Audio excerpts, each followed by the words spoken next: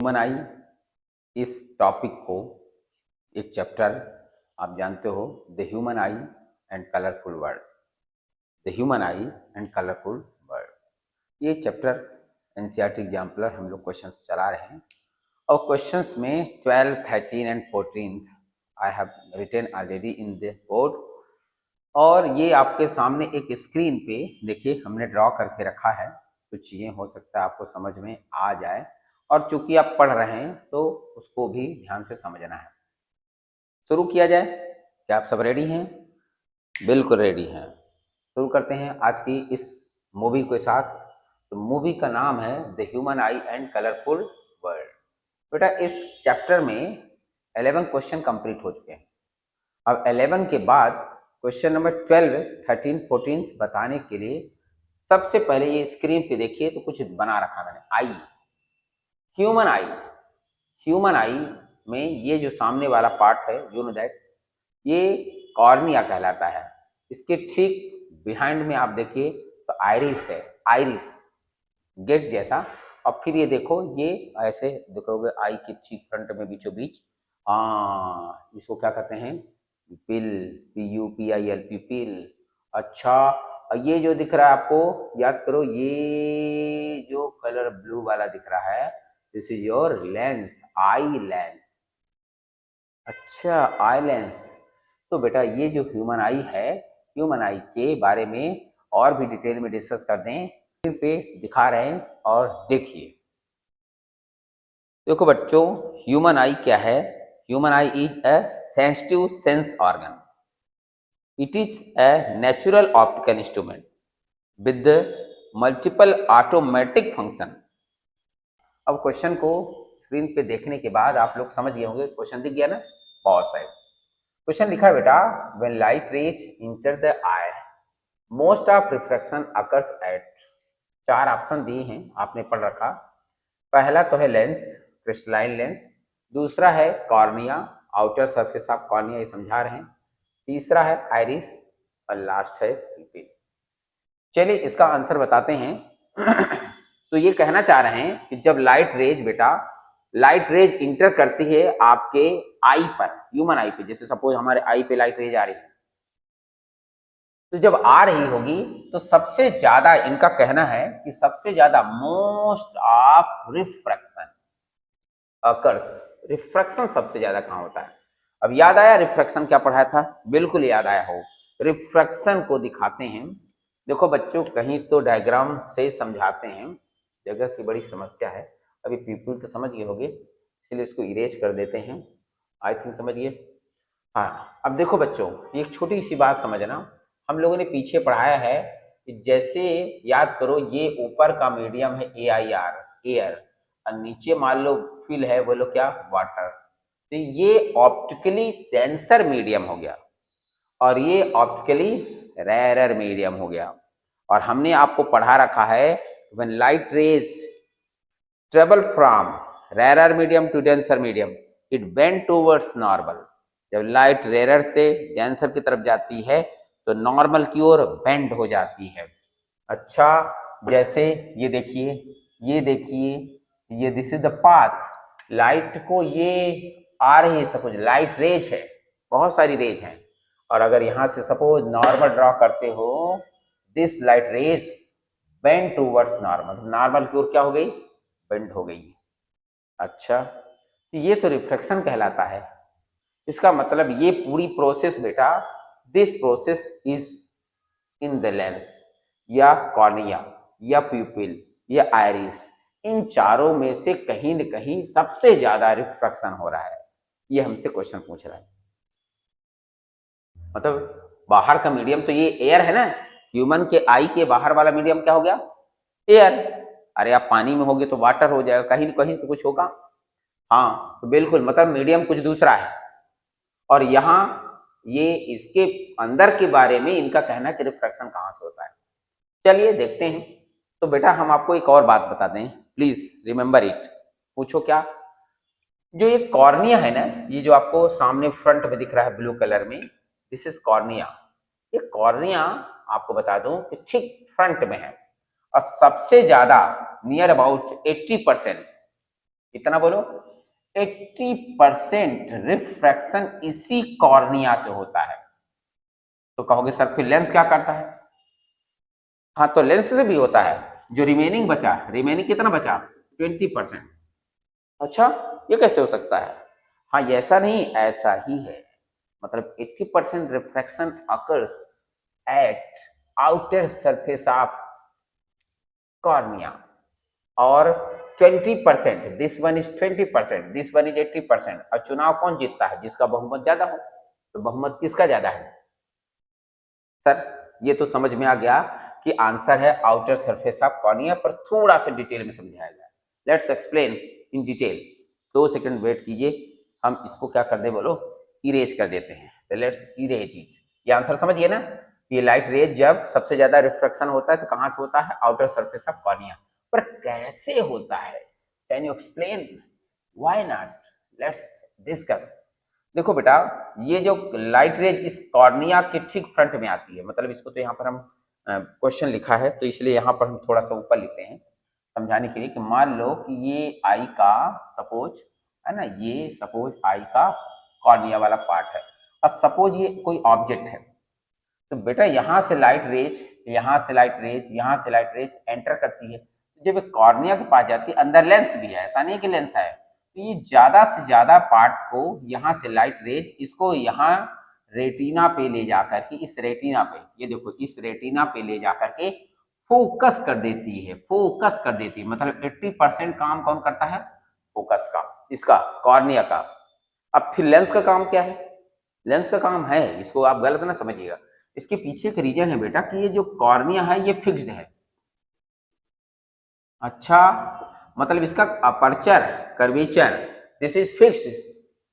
लेकिन जो ये लेंस है, ये लेंस जो है यहाँ पर लगा है ciliary muscles. You can see, ये देखो मैंने ब्लैक ब्लैक बना रखा है, ये सीलरी मसल्स है। ये सीलरी मसल्स प्रेशर लगाती है, कंप्रेस कर सकती है, रिलीज कर सकती है, थिक कर सकती है, थिन कर सकती है इस लेंस को। तो मतलब जब कोई ऑब्जेक्ट सामने हो और आप जानते हो, आप अपनी आई को बार बार इधर उधर देखते हो, किसी पर्टिकुलर पोजीशन को नहीं देखते हो, you are what changing your eye vision all time. मतलब हर बार आप अपनी आई का पोजीशन चेंज करते हो, और जब पोजीशन चेंज करते हो तो उसके हिसाब से ये सिलरी मसल्स इस लेंस पे फोकस करने के लिए, जैसे कैमरा जिस पे वीडियो बन रहा है, कभी देखे होगे कि कैमरा इधर इधर हम लोग मूव करते हैं तो इसको कैप्चर करने के लिए, फोकस करने के लिए ऑटोमेटिक एडजस्ट करती है। ठीक इसी तरह से this lens works as focusing, लेकिन कितना? 20%। बाकी लाइट का रिफ्लेक्शन रिफ्रैक्शन 80% सिर्फ और सिर्फ कॉर्निया करता है। आई थिंक समझ गए? ठीक है, इसका मतलब आप लोगों को आंसर क्लियर हो गया। चलिए 12 क्वेश्चन का क्लियर हो गया। 12th के बाद चलते हैं 13th में। क्वेश्चन 13 आप स्क्रीन पे देखिए, और आपको समझ में ना आए तो फिर हम लोग डिस्कस करते हैं। हाँ चलिए हट जाते हैं। ये देखिए मैं यहाँ से पढ़ के दिखाता हूँ। The focal length of eye lens increases when eye muscles, अरे अभी कुछ देर पहले बोले eye muscles are relaxed lens become thinner. बहुत बढ़िया, बहुत बढ़िया। Contract the lens become thicker. बिल्कुल बिल्कुल, यहाँ पर शायद लिखने में गलत हो गया, आर लिखा है शायद, आर रिलैक्स सही है, are relax and lens become thicker, contract and lens become thinner. देखो बेटा इसका आंसर तो आप लोगों को पता है, पूछो कैसे? हमने पढ़ाया है, आप लोगों को क्लास में देखे होंगे, जो बच्चे पढ़े हमसे है ना, वो क्लास में देखे होंगे। हमने एक छोटा स्टोरी से समझाते हैं, इसका आंसर हम कुछ देर से बताते हैं। Are you ready? यस बेटा, जब ये सिलरी मसल्स इसको दबाता है, कंप्रेस करता है, तो ये लेंस तुम्हारा थिक हो जाता है। ओ हो, ये क्या बता दिए? हाँ सर थिक, यहाँ नीचे लिख दूं? हाँ लिख दीजिए ना सर, थिक हो जाता है। कब थिक होता है? जब ये कंप्रेस करता है। और कंप्रेस कब होता होगा? जब ऑब्जेक्ट दूर से पास आती जाए। आप अपने पास पेन उठाइए, अब पेन उठा के पहले दूर रखिए, बिल्कुल दूर रखने के बाद पेन को धीरे धीरे धीरे धीरे आप अपने आई के पास लाइए। इस पेन को देखते रहिए, इधर उधर नहीं देखिए, और देखते देखते आप देखेंगे तो आपको सर में थोड़ा सा दर्द होने लगा होगा। वाई? क्योंकि इसको देखने के लिए लेंस को एडजस्ट करना पड़ रहा है, और उसको एडजस्ट कौन कर रहा है? बोलो, सिली मसल दबा रहा, कंप्रेस कर रहा है, किसको? लेंस को। इसका मतलब है कि कंप्रेस करने के दौरान दिस लेंस बिकम्स थिक। बहुत बढ़िया। इसका मतलब है जब थिक होगा तो उसमें किसी भी कंडीशन में रिलैक्स नहीं होगा। अरे कोई किसी को दबा के रख रहा है, काम करो, पढ़ो, लिखो, वो बेचारा रिलैक्स कहाँ है? वो तो बेचारा कंप्रेस है, वो बेचारा प्रेशर में है। अच्छा, तो जब थिक होगा तो 100% उस पर क्या होगा? बाहर से कोई ना कोई फोर्स होगा, यानी वो क्या रहा होगा? कॉन्ट्रैक्ट रहा होगा। अच्छा, बहुत सही। चलिए, ये बात तो समझ में आ गई, क्लियर। थिक के साथ कांटेक्ट होना अनिवार्य है। दूसरा देखो, एक यहीं पर एक बात और बता दें, फिर इसके आगे चर्चा करते हैं। देखो, इसी को अगर हम आपको पीछे फिजिक्स पढ़ाए हैं कि अगर याद करो, ये होता है एक स्फेरिकल सरफेस। जो बच्चे हमसे पढ़े हैं वो जानते होंगे कि स्फेरिकल सरफेस में इस तरफ का मीडियम एयर होता है, इधर का मीडियम डेंसर होता है। अच्छा, तो यहाँ पर जो लेंस है एक्चुअली में यहाँ दो पार्ट से मिलकर बना है, एक पार्ट ये और इसी तरह से बेटा एक पार्ट ये, दोनों को कंबाइन कर दो, ये डबल कॉन्वेक्स लेंस हो गया। तो अलग अलग रेडियस हो सकती है। अच्छा सर, ये जानते नहीं थे। हाँ, और रेडियस के साथ साथ इनकी फोकल लेंथ भी अलग अलग होगी। हाँ, तो इसको फोकल लेंथ हम थोड़ा सा भी टेम्परेरी बता रहे हैं, करेक्ट नहीं है। तो इसको आपको कैसे पता लगाओगे? तो देखो, इसको थोड़ा सा हम जानबूझ के ऐसे दिखा रहे हैं, आप ध्यान से देख रहे हैं आप लोग? हाँ बिल्कुल, देखें, ये वाला पार्ट भी ऐसे कर सकते हो। तो जब इसको आप यहाँ से घुमाओगे तो एक स्फीयर बनेगा, and you know that lens is the part of sphere. Lens is the part of sphere. अच्छा, यानी स्फेरिकल सरफेस का एक पार्ट है। इसका मतलब है कि इसका कहीं न कहीं क्या होगा? सेंटर होगा। ठीक है, चलिए देखते जाइए। अब बेटा, जब रेज यहां से आती हैं, ये रेज को this lens focused at this centre, ये रूल है कि ये रेज को फोकस कर देगा इस सेंटर पर। अच्छा, इसका मतलब यहां से ऑप्टिकल सेंटर से ये डिस्टेंस हो जाएगी, फोकल लेंथ कहलाएगी। फोकल लेंथ ऑप्टिकल सेंटर से इस फोकस तक की लेंथ फोकल लेंथ कहलाएगी। अच्छा, चलिए, ये इसकी फोकल लेंथ है जिसको स्मॉल एफ से रिप्रेजेंट करते हैं। ये किस लेंस की बात कर रहे थे? Thick lens. जब लेंस किस में है? कॉन्टैक्ट में। ऑब्जेक्ट क्या है बोलो? बहुत पास में है, और उसकी फोकल लेंथ ये है। चलिए, जब इसको हम कहें कि तुम ऑब्जेक्ट को दूर रख दो, बहुत दूर, अब दूर से आप लोग घर में प्रैक्टिकल कीजिए, किसी दूर चीज को आप देखिए। मैं देख रहा हूं यहाँ पर रूम में, मुझे अच्छे से रिलैक्स हो रहा है। आप रूम नहीं है तो छत पे जाइए, स्टार्स को ऊपर देखिए, मालूम है आपको रिलैक्स फील होगा। रिलैक्स कब रिलैक्स फील हो रहा है? जब ऑब्जेक्ट बहुत दूर है। ऑब्जेक्ट बोलो बच्चों, बहुत दूर है। इसमें ऑब्जेक्ट जो है बच्चों बहुत क्लोज था, वेरी क्लोज, वेरी क्लोज। और यहां पर ऑब्जेक्ट बच्चों बहुत दूर, फार है, फार ऑब्जेक्ट है। अच्छा, तो जब ये फार ऑब्जेक्ट होगा तो ये रिलैक्स होगा, 100% रिलैक्स्ड, रिलैक्स। और जब रिलैक्स होगा तो ये सीलरी मसल्स इस लेंस पे कोई भी प्रेशर नहीं लगाएंगे, और जब प्रेशर नहीं लगाएंगी तो दिस लेंस इज व्हाट? ये लेंस हो जाएगा, बोलो बच्चों, थिन। इसका मतलब है कि तीन बातें हमको क्लियर हो गई। थिन लेंस होने पे ऑब्जेक्ट बहुत दूर होगा, एंड आई क्या होगा? रिलैक्स होगा। अच्छा, फोकल लेंथ का भी रिलेशन दिखा देते हैं बेटा। इसको भी जैसे इसको स्फीयर बना है तो इसको भी ध्यान से देखो, ये देखो, ये अरे बाहर जा रहा है, पर कोई बात नहीं। हम देखो ना, इसका अगर हम अपर्चर यहां से इसे पूरा करें तो ये इसका स्फीयर, इसका जैसे स्फीयर था तो इसका थोड़ा सा बाहर तक जाएगा, पर हमारे पास बोर्ड में सुविधा नहीं है। तो इसके ऑप्टिकल सेंटर से इसके सेंटर तक की जो डिस्टेंस है, ये भी तो फोकस होगी, और ये भी फोकल लेंथ होगा। और यहां से भी जो रेज आएंगी, ये रेज को ये भी फोकस कर देगा। एम आई राइट? बिल्कुल करेक्ट बता रहे हैं सर। जो बच्चे पढ़ने वाले होंगे उनको बिल्कुल कॉन्सेप्ट क्लियर हो जाएगा, किसी कंफ्यूजन में नहीं रहेंगे। कोई भी पेपर, सीबीएसई, एमपी बोर्ड, कोई भी कंपटीशन हो क्लियर हो जाएगा। अब तुम लोग बताओ, ये फोकल लेंथ बड़ी है कि ये फोकल लेंथ बड़ी है? अरे भाई छोटी सी बात, ये देखो ये लेंथ, ये इसके रिस्पेक्ट बहुत छोटा है, मतलब ये कंडीशन में फोकल लेंथ घट जाती है। तो तीसरी बात हमको पता होगी, पहली ऑब्जेक्ट क्लोज है, दूसरा लेंस थिक है, और लेंस थिक कब होता है? जब उसको कांटेक्ट किया जाता है, और इस कंडीशन में फोकल लेंथ क्या हो जाती है? डिक्रीज हो जाती है, घट जाती है। देख लो, मतलब हमको चार बातें इससे क्लियर हो गई। अब आपको पेपर में कहीं से भी क्वेश्चन आए, आप कंफ्यूज नहीं रहेंगे। थिक लेंस का कब होता है? जब कॉन्ट्रैक्ट होता है। ऑब्जेक्ट कब होता है? वेरी क्लोज होता है। मतलब थिक लेंस के लिए ऑब्जेक्ट क्लोज होना चाहिए, लेंस कॉन्ट्रैक्ट मतलब सिलियरी मसल प्रेशर लगा रही, और फोकल लेंथ डिक्रीज हो गई। और यहां पर देखिए, जब थिन लेंस होता है, थिन लेंस कब होता है? When object is very far away from the eye lens, and in this condition your eye is relaxed, और रिलैक्स होने पे लेंस हो जाता है थिन। और ये देखो फोकल लेंथ हमारी यहाँ इंक्रीज हो गई, increase, what? Focal length increases. I hope आप बंटवारा करके देख लीजिएगा। भाई पेपर में देखो, सीबीएसई तुमको ऐसे खुला खुला पेपर नहीं दे देगा, अब कोई भी बोर्ड आपको खुला खुला नहीं दे देगा एज इट इज, और दे दिया तो अच्छी बात है। तो मान लो कहीं यहाँ पर लिखा है the focal length of eye lens increases, focal length of eye lens increases, मतलब ये कंडीशन होनी चाहिए ऑब्जेक्ट फार हो, रिलैक्स हो, थिन हो। क्या ऐसा ऑप्शन है?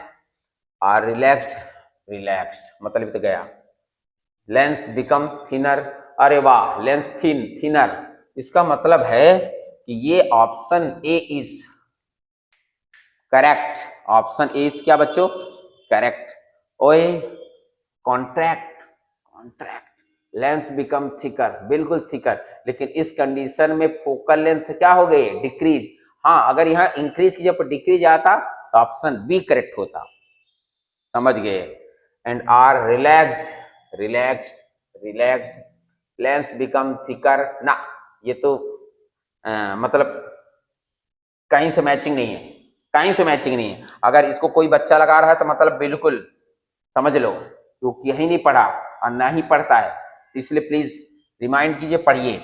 यहाँ देखिए कॉन्ट्रैक्ट, कॉन्ट्रैक्ट ये हुआ, and less become thinner, thicker, ये भी वही कहानी है, मतलब एक दूसरे का अपोजिट है, मतलब ये इनकरेक्ट हो गया, इनकरेक्ट हो गया, तो ऑप्शन नंबर ए करेक्ट हो गया। क्लियर? ध्यान देना, लेंस इंक्रीज हो रहा है तो ए ऑप्शन करेक्ट है, अगर डिक्रीज होता तो बी ऑप्शन करेक्ट होता। बिल्कुल समझ गए होगे। इसको आप कहीं भी किसी को भी समझाइए और सबको बताइए कि ये क्वेश्चन का आंसर इस तरह से समझेंगे। अब क्वेश्चन नंबर 14 देखते हैं, तो मैं इसको इरेज करता हूं।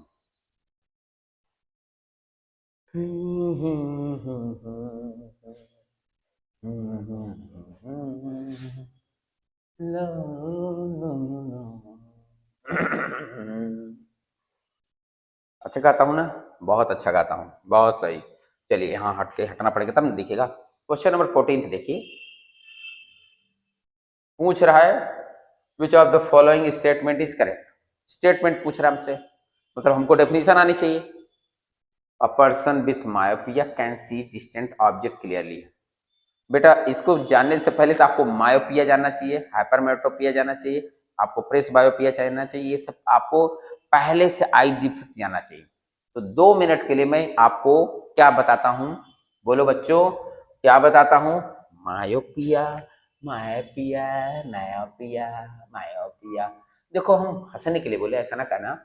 माय मतलब मेरा पिया, मतलब जब मुझे पास की दिखाई दे, नियर की दिखाई दे, नियर की बोलो दिखाई दे, दिखाई दे तो माय पिया, और नहीं दिखाई दे तो क्या बोलो? फार ऑब्जेक्ट। बिल्कुल, फार बोले तो डिस्टेंट, आजकल इसको डिस्टेंट बोलने लगे हैं बाहर अंग्रेजी। तो मायोपिया में फार ऑब्जेक्ट नहीं दिखता, नियर ऑब्जेक्ट दिखता है। मतलब एक बच्चा, छोटा बच्चा, मालूम है कि जब क्लासरूम में बैठ रहा है, टीचर जो है सामने लिख रहे हैं, और ये स्टोरी करेक्ट है, मेरे बच्चे के साथ है। वो छोटा था तो उस बार बार जो है पीछे के बेंच से आगे बढ़ जा रहा था। मैडम 1-2 बार उसको डांटी कि तुम बार बार अपनी सीट छोड़ के आगे आ रहे। अब चूंकि छोटा था तो उसको समझ में नहीं आया क्या प्रॉब्लम है। मैडम चूंकि पढ़ा रही थी, उनको समझ में आ गया इस बच्चे के साथ प्रॉब्लम है, क्योंकि वो सीट पे पीछे बैठा है और बोर्ड पे रखी चीज को नहीं पढ़ पा रहा है। मतलब उस जगह से जहां से वो बच्चा है उसके लिए वो फॉर ऑब्जेक्ट हो गया, ये बोलो बोर्ड, और वो उसको क्लियर नहीं देख पा रहा है। इसका मतलब है कि he is what defected from myopia. और तुरंत उन्होंने मुझे कॉल किया और बताया सर आपके बच्चे को मायोपिया है, जो कि फिजिक्स तो हम भी पढ़ा रहे हैं। तुरंत हमारे मस्तिष्क में आंसर आ गया। तो आप लोगों को भी समझ में आ गया होगा, जो बच्चों को बोर्ड पे लिखी हुई चीज़ें नहीं दिखाई दे रही नॉर्मल आई से, मतलब दूर की चीज़ें क्लियर नहीं देख पा रहा है, लेकिन सामने कॉपी में रखी हुई चीज़ें अच्छे से स्टडी कर ले रहा है, पढ़ ले रहा है, मतलब उसके पास एक ही प्रॉब्लम है, वो मायोपिया। अब मायोपिया का करेक्शन हमने पीछे के वीडियो में पढ़ा है, फिर भी बता दूं कि उसका करेक्शन होता है कॉनकेव लेंस। क्लियर? अच्छा, फिर उसको और डिटेल में बात करेंगे। दूसरा बच्चा अगर ये मायोपिया की जगह पर क्या हो जाए, हाइपरमेट्रोपिया। चलिए, हाइपरमेट्रोपिया, हाइपरमेट्रोपिया ठीक इसका उल्टा है। हम लोगों को हो जाती 40 साल से ऊपर हो रहे। हाँ, 40 साल से ऊपर हो रहे हैं। और 40 साल से ऊपर होने पे गांव में एक शब्द सुने होंगे, सबके सब सुने होंगे। मेरे पिताजी बोलते हैं, क्या बोलते हैं, 40 की उम्र में चलीसवां लग जाता है। हो सकता है भाषा इधर उधर हो, तो जो लोग देख रहे होंगे वो अपने हिसाब से एडजस्ट कर लेंगे। 40वां लग गया मतलब वो ऑब्जेक्ट क्या हो रहा है। ऑब्जेक्ट जैसे मान लो हमारे पास कोई बुक है मान लो हमारे पास ये न्यूज़पेपर है, तब ये न्यूज़पेपर को हम ऐसे नहीं देख पाते, ऐसे करते हैं, ऐसे करते हैं। मतलब क्या है, 25 सेंटीमीटर जो हमारी लीस्ट डिस्टेंस थी उससे ऑब्जेक्ट को डिस्प्लेस कर दिया। अब देखो बार बार साफ साफ दिख रहा है। हर घर अखबार 33 वर्ष के में दैनिक भास्कर का संकल्प। तो इसका मतलब ये है कि ये क्वेश्चन का आंसर आपको समझ में आ गया होगा कि हाइपरमेट्रोपिया में ये डिफेक्ट तब आती है जब वो बच्चा, सॉरी बच्चा बोल दिया, हम लोग बच्चे कैसे हो सकते हैं। इसका मतलब वो है कि वो फॉर ऑब्जेक्ट, बोले तो बोलो बच्चों डिस्टेंट, अगर यहाँ पर डिस्टेंट लिखा है तो डिस्टेंट ऑब्जेक्ट को वो क्लियर देख रहा है और नहीं कर पा रहा है तो ऑब्जेक्ट को ही दूर कर दे रहा है, वो को दूर कर दे रहा है। और बोलो नियर ऑब्जेक्ट को क्लियर नहीं देख पा रहा है। क्लियर?